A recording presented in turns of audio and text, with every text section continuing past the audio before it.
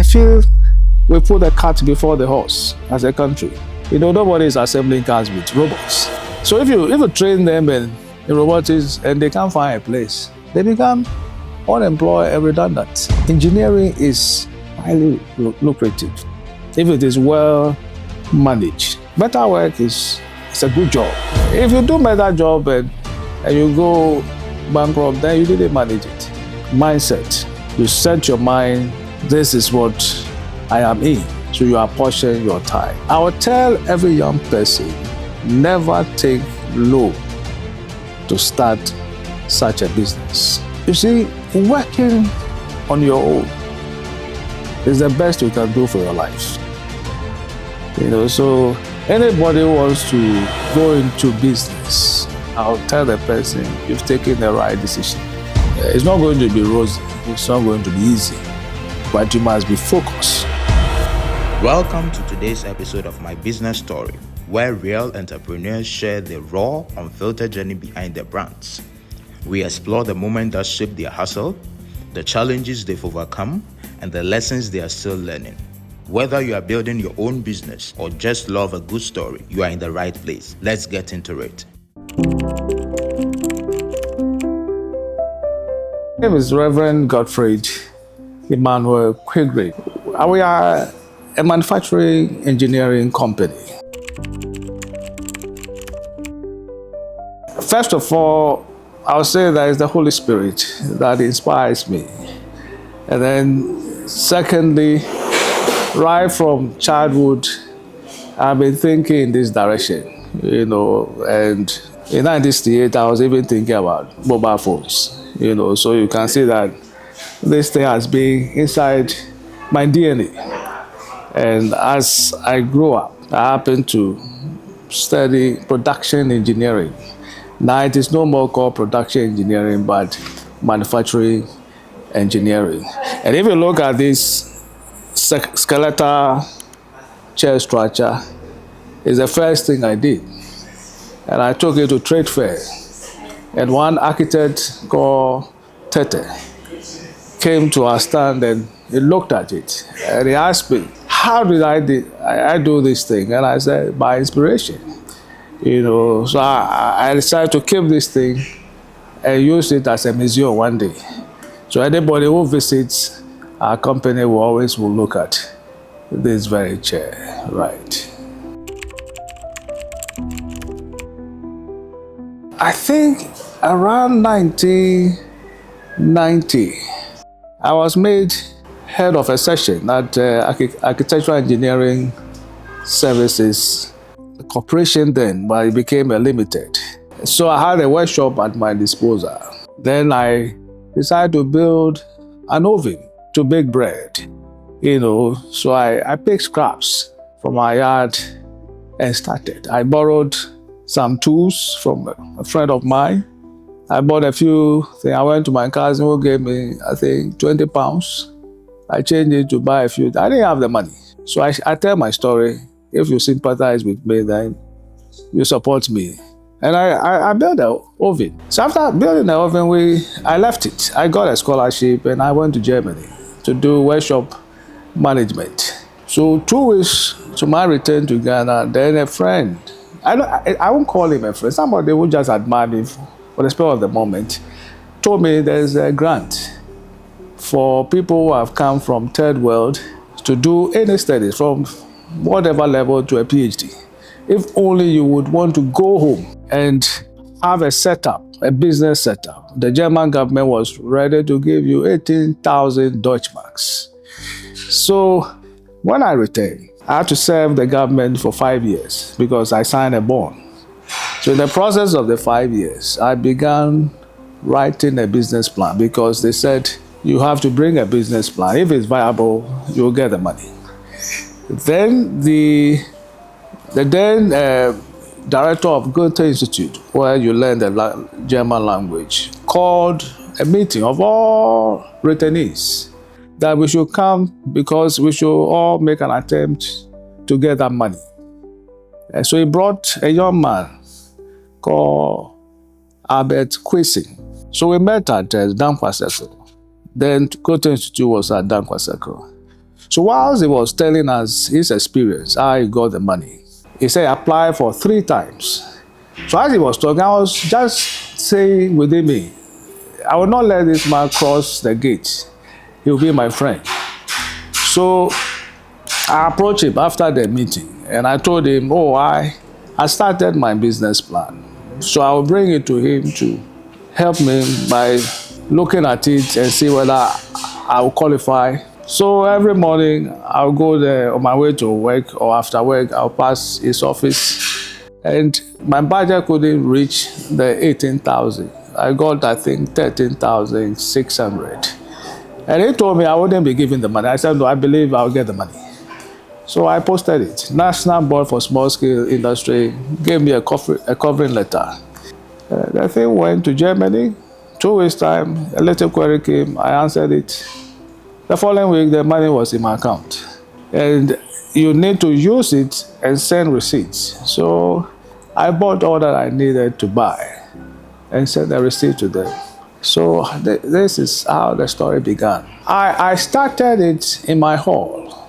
I didn't have anything, so I bought an aluminum cutting machine. I bought a milling router, and I didn't know how to do it. So I had to practice in my hall and disturb my neighbors. When they are sleeping, machines will be sounding in my hall, because I was determined to do it.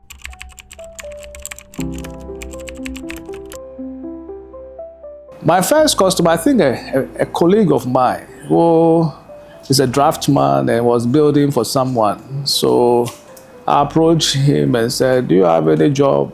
I can do windows for you. Meanwhile, I didn't know how to do it. So he took me to a place and I took the measurements. But I had a friend who had been in this aluminum thing. So I approached him if we could do a joint business. So that was how that started. We didn't even finish and we parted, for maybe a little misunderstanding somewhere. And that was then. I think another friend who did civil engineering gave me a job, Aquaba Estates. I did burglar proof for them. And I got only one worker from gratis. So I was with this gentleman and guiding him. Not that I know, I've been trained as an artisan. When you go to any tertiary level of education, you have to solve problems. So you've been given the thinking mechanism. So you can use the artisans around you and show them how to do it, and you'll get the results. And that was how we started the journey. Right. A friend within our community had 2 containers, but she was not using it. So I approached her, and I think that one too, I felt God spoke to me to go. So as soon as I went to a place, she was also praying for someone to come and take the containers. So as I got this, she said, I've just prayed. So it's God who brought you. So she gave the place to me, and I put my setup in there. And then I stayed there for quite some time. Then at a point, she decided to take a place back. So that forced me to move from Tema to Domi, my sister's plot. I went on my sister's plot, and then an incident also occurred. So I didn't have any place anymore. Then I prayed one morning that God showed me a place to pitch my tent. So one morning I just walked around this area, Ajekojo. I went to different sites upon different sites, and then finally I came to where we are today to ask if I could have a place. They told me they have no place. As I went out of their gate, their manager ran out and called me, and he said, I've spoken to my director. And he said, choose anywhere on the compound. So I chose where we are sitting, and then I made a simple structure. I did a foundation, I made a simple structure, we roofed a portion, and then we put our things. They were in the open space, and we started.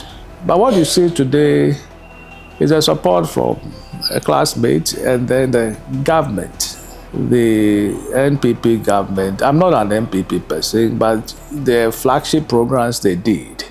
There was one, I think, growth something by the World Bank, which you have to present some business plans and other. Fortunately, I went through and I got some grant. So the support of my friend and then the government support through the World Bank were able to acquire all these machines and the structure that you see.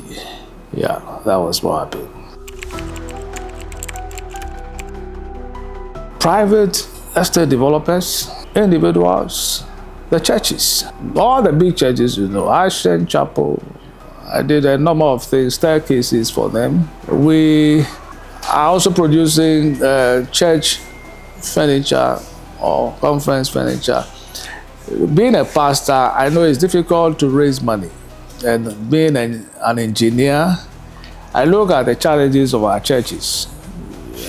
The chairs, people are using plastic chairs, aluminium, buried into plastic. In no time, contraction and expansion, the whole thing was spoiled.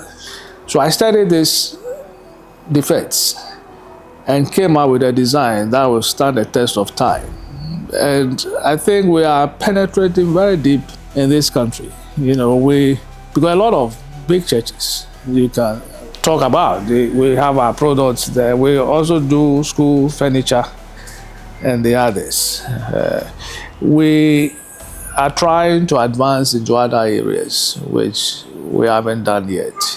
But we know very soon we'll be doing other things. Yeah. Various people have passed here, and including one person was once my lecturer who worked at Vaco, and Vaco went down, so he came to work with me. And he also was a production engineer. I've had other people who pass here, and I encourage them to advance. And I think one might be, if not the chief engineer at Coca-Cola bottling, there might be a senior engineer over there. He came in as a technical student, and I encouraged him to go further. He did the SHS by the exams on himself, and then he went to Maritime University, read mechanical engineering, he passed, and then Coca-Cola took him for national service. Later, I got to know that I was working with them. The others who have passed there, I've gone to see. They became seamen, and then there's one who even went as far as Canada. So he had to call me from Canada to give a recommendation. So the fact that you work with me, if I see an ability that you can advance, I will encourage you to advance. And if you are good and you can do something on your own, I will still encourage you, because I tell people that it's not everyone that can be an entrepreneur. There are others who will start, and then those who will come and join. There are others who will join, but they can also be on their own. So I will encourage you, if you can be on your own, you can start something.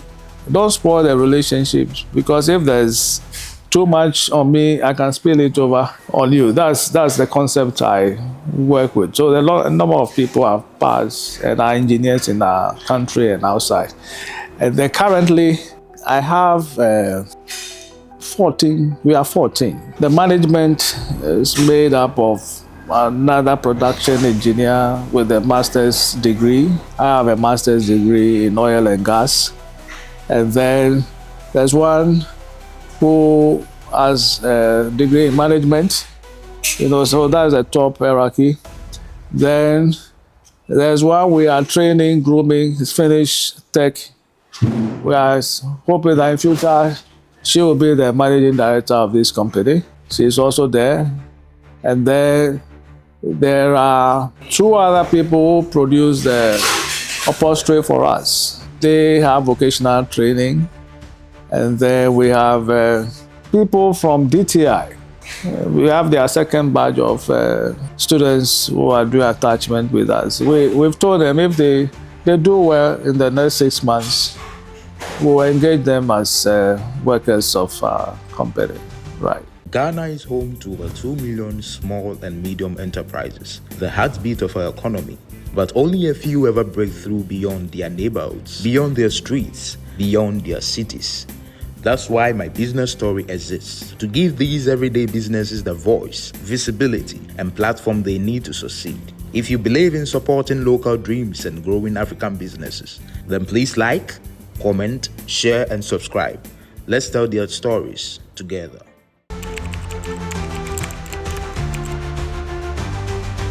There are so many challenges, so many. You see, our country hasn't understood this area of our business, So one of the major challenges is having access to finance, because people tell you, oh, no, they can't put money in here because it will take time before it comes. But if Ghana should develop the manufacturing engineering setup, our economy will boost better than it is today. And then one problem we talk about, we are a group of friends. We discuss our country. We discuss the kind of educational system we have. Government is talking about TVET, right? But it's not talking about supporting manufacturing engineering. So what you hear more on the radio is about adverts in welding and fabrication. You see, welding is a small part of the whole thing called mechanical engineering, but very, very important. If we develop a number of small businesses in the manufacturing engineering, we'll absorb all these people. Because I've had people who have been trained in welding, they've come here, they've gone through their training, they finish. Maybe we didn't take them. Today you see them, they say they are not practicing it. There's no job. Indeed, there's no job, But if the fundamentals or the basis are strengthened, today they are talking about what we call CNC, that is computer numerical control. I feel we put the cart before the horse as a country. You need to train the youth in conventional training machines, conventional machines. When I talk of conventional machines, they are not connected to computers. They will know how to operate lathe machine manually. They will know how to operate milling machine manually, shaping machine, cutting machine. Then when you advance from there, you go to what we call the numerical control. When you move from numerical control, you go on what we call digital. Ghana is now digital. Digital started in the 80s. I worked with the digital machines in the 80s. And when I went to Germany, and when I got to Germany in 1993, they moved from digital to CNC, computer numerical control. But now we are training our children robotics. When in effect, there's no robotic company in Ghana. Nobody is assembling cars with robots. So if you train them in robotics and they can't find a place, they become unemployed and redundant. Are you seeing it? So these are the challenges we have. If government will support small businesses that are making machines for processing fruits, so that post-harvest losses will be taken care of. We are producing something we call flanges, flat things that are parts of machines. Screws. We don't produce screws in Ghana. Washers. But we buy V8. V8 can buy a number of machines in this area. We don't need to start from the scratch. We need to buy what somebody has made and use it in developing our manufacturing engineering. And Ghana will be okay. So this is a challenge that I see and we are faced in this company. If my friend had not come and the government program that they roll out had not come, you wouldn't have seen all these machines here. So that is how far we have come and the challenges we have overcome. Engineering is highly lucrative if it is well managed. Better work it's a good job. It's a good job. And I love it. It's not because of the money. I enjoy doing it. You see, but it's highly lucrative. If you do better job and you go bankrupt, then you didn't manage it. We are not using all these things you are seeing, so we haven't reached our maximum yet. But what we are doing, like in terms of the furniture, the church chairs and things, they come in numbers. The larger the number, the better it will be. So that's how you can determine your turnover. Let me give you real figures. For instance, if we sell a chair at 600 and you get an order of 500, then you know you are getting a turnover of 300,000. Between 35 to 40% can be something you will get out of it if you manage it well. But we had a challenge, very difficult challenge. We are still struggling with it. 2022, right? We had economic crisis in Ghana. That was when we moved here, and we had received a contract from SDA Church, one of the SDA churches, and it was something that was going to be good. The estimate we gave 10 something else. The money they gave us couldn't. We struggled for almost a year to finish the work, you know. So if the crisis had not happened, would have gone very, very far, very, very far. So it created a cost which we are still paying. We haven't finished paying, right? It's a mindset. You see, I was schooling, married, running business, pastoring a church. 4 things. And then, I think 5. And then taking care of a family. Mindset. You set your mind, this is what I am in. So you apportion your time. And that is what I did and I still do. Yeah. If you don't find me in the church, I'm at home. That's the life I lead.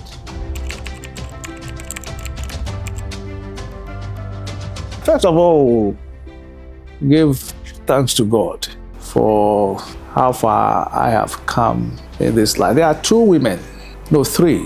Mrs. Amprechum was once with the Ministry of Finance. Then Miss F. Simpson, and then Mrs. Vanderpoel, a German. She told me about the German scholarship. I've been listening to my 5 years experience, professional experience, maybe that time. And looking at my age, she said, Nana, you finish your course at a polytechnic. What will you do? That was the question she put. I said, I'm just there, going back to work. They said, if we give you a German scholarship, would you like it? I said, why not? Then she said, we can't give it to you from there, but you must go to the Ministry of Finance. So I went to the Ministry of Finance and to look for the scholarship. Unfortunately, I found the scholarship, but then I had a number of challenges. And Mrs. Aprecho wondered why all these challenges, but encouraged me. And then Miss F. Simpson was the one who was doing all the correspondence, and then I got the scholarship. I paid nothing, went to Germany. I came back because I had that mind of going to see what is at the West, and then bring it and translate it into our system. So if it were not these 3 women, I don't know where I would have been, because they sold the idea, they guided me, and today I've reached where I am. I'm hoping to meet them and thank them. Even though I thanked them in those years, but I still want to tell them this is what the thing has turned to.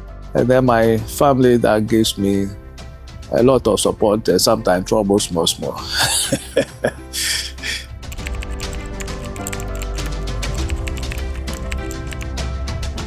The future of Agios is to expand this session. So this place is not big enough. We will have a larger area, and then we will do ornamentals. We do them, but we'll do it. We will do what we are doing currently as well. And one of my dreams is to make a pickup. And I have a team of mates. I've shared the ideas with them. We are brainstorm on them.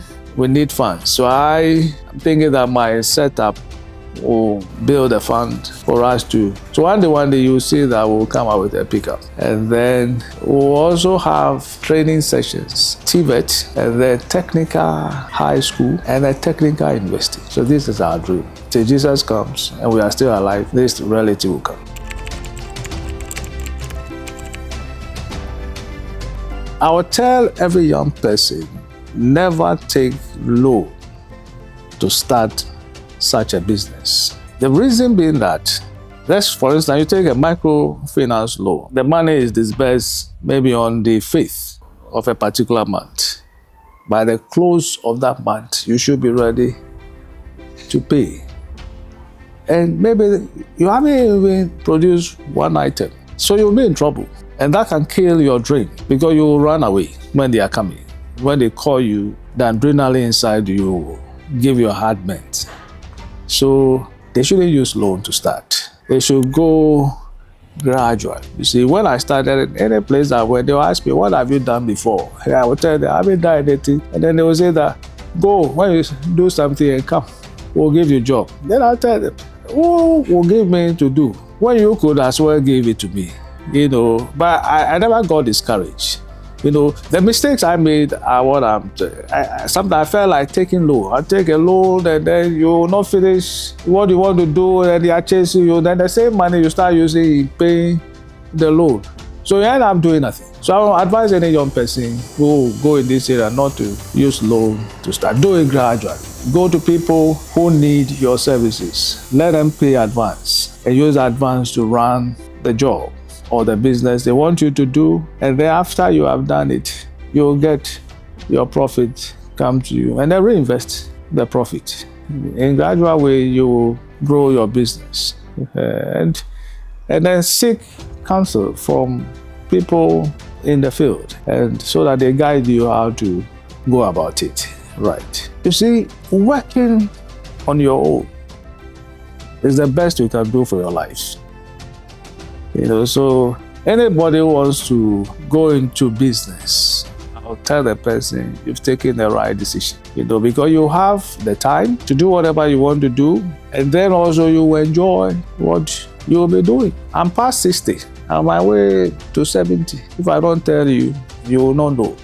But I have the energy to do things. And some of my boys will tell me, when they look at me, they see that the grace of God is upon me, and I say yes. So anybody wants to go as an entrepreneur, I will encourage the person that is the best decision. But there are challenges and there are difficulties, and you must have the heart to face them. It's not going to be rosy, it's not going to be easy, but you must be focused. And when you are focused, you can achieve whatever you want to do. Every morning I have talk with my workers and I do a little devotion with them because I told them I'm mentoring them, so that they become strong men and strong women in our society. I stay under a man in Germany who taught us hosting, and they told our class that nobody should go to the big industries to do attachment. We should all come to his school. And only 3 of us, one from Uganda, one from Mozambique, and myself, we opted to do our 3 months practicals with him. And I tell you, the man is all around. And they told us that if we stay 6 months with him, he will make us strong men in Africa. And only 3 months. The things he made us to do gave me the confidence that I can survive anywhere in the world. And that's what we see today. Or they can reach us on our WhatsApp number, and at the same time, they can call that one too, 0243 935949. I'll repeat it, 0243 935949. It's a WhatsApp number, and at the same time, you can call, and it will come to us. Yeah. When we talk about manufacturing in Ghana, we are talking about making cocoa, this, that. But the area of manufacturing engineering is not developed in Ghana. There are small businesses that are doing it. So what we do in that sector is we turn metals into products. Either a machine for processing something, a car part, You know, we go to the building industry, all the metal works in the building industry, balusters, windows, burglar proofs, are all part of this setup. And then also, we are into steel boilers. They're like a group, made of metal. It's used in the sea, especially the gas pipeline, to guide the ship not to break into the gas pipelines. We do all these things. My name is Reverend Godfrey Emmanuel Quigley. My business name is Agios Metal Art Engineering and Construction Limited. This is my business story. Thank you.